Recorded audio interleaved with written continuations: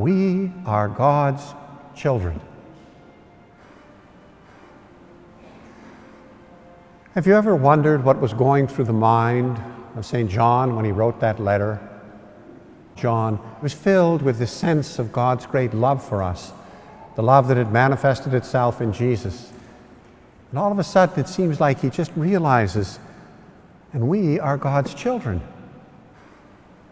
Let me give you an example of how this works. I've used this example once before, so excuse me if you've heard it. But I remember when I was a seminarian, and we decided that instead of having our big seminaries where meals were cooked for us, where the brothers did a lot of the work around the house, we would establish small houses, small communities, where we would learn to cook for ourselves, to clean for ourselves, to kind of run a household like most of you do. It was a bit of a stunning experience for many of us. But I remember the first house that I was in, and there were 5 seminarians and 2 priests.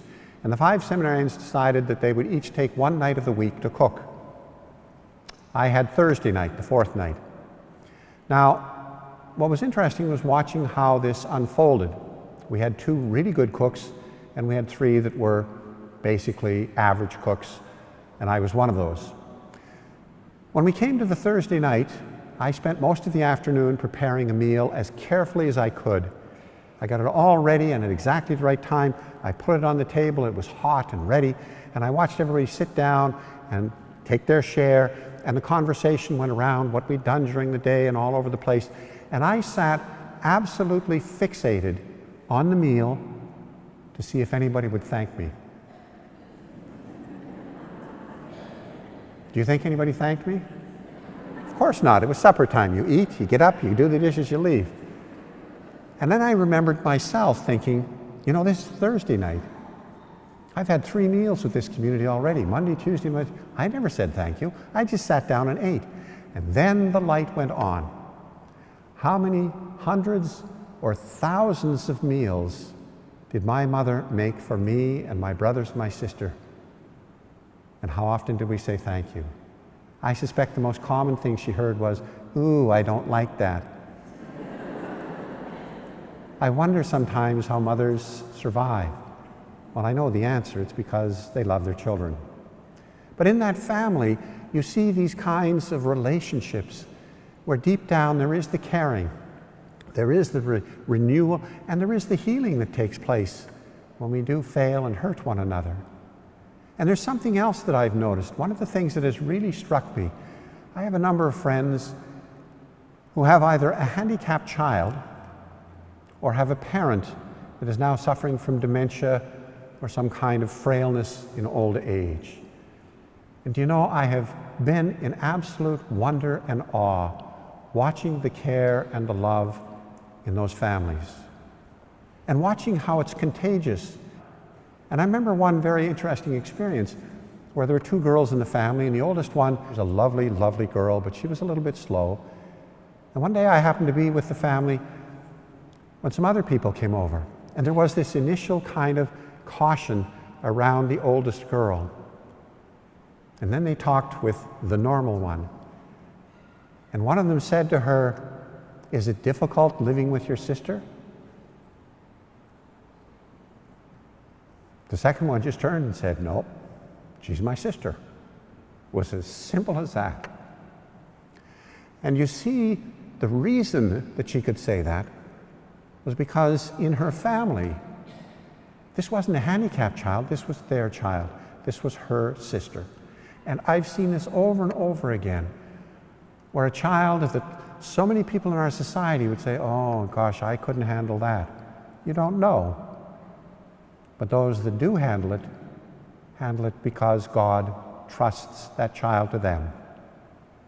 And this is where we start to see, I think, how wonderful family is and can be for us. And this is what I would invite you to spend your time reflecting upon in your own families.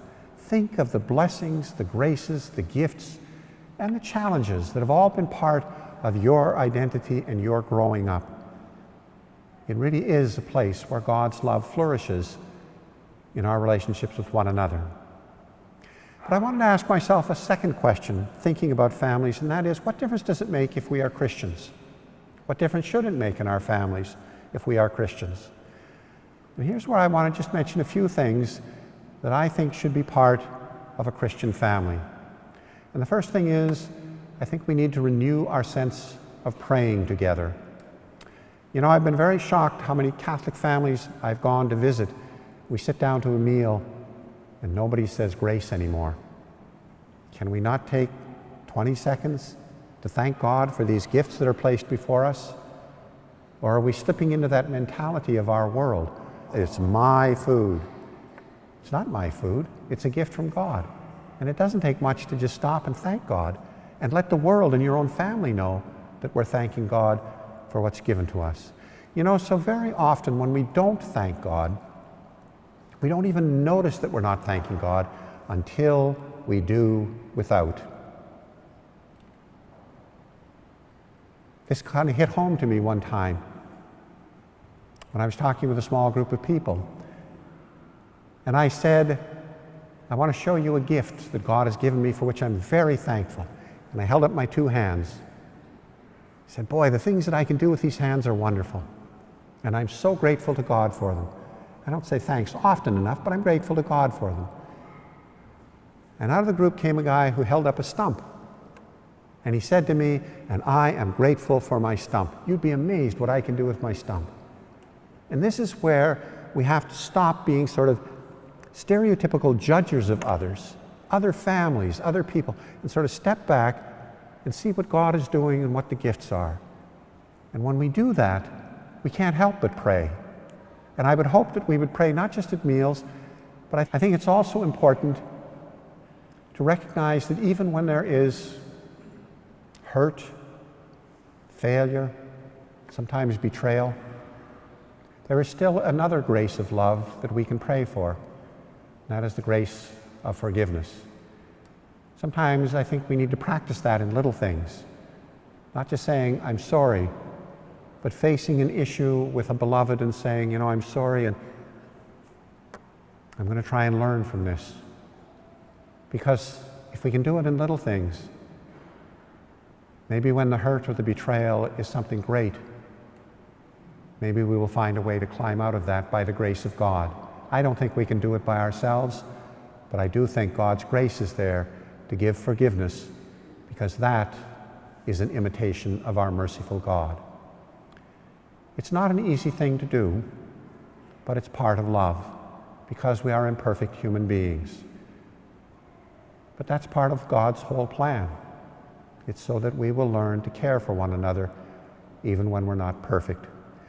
At the end of Mass tonight, we're going to have an invitation to give a blessing to you and your families. And what we're asking very simply is that we open our hearts to this God of infinite love and ask Him to help us to be the caring family members that He has called us to be.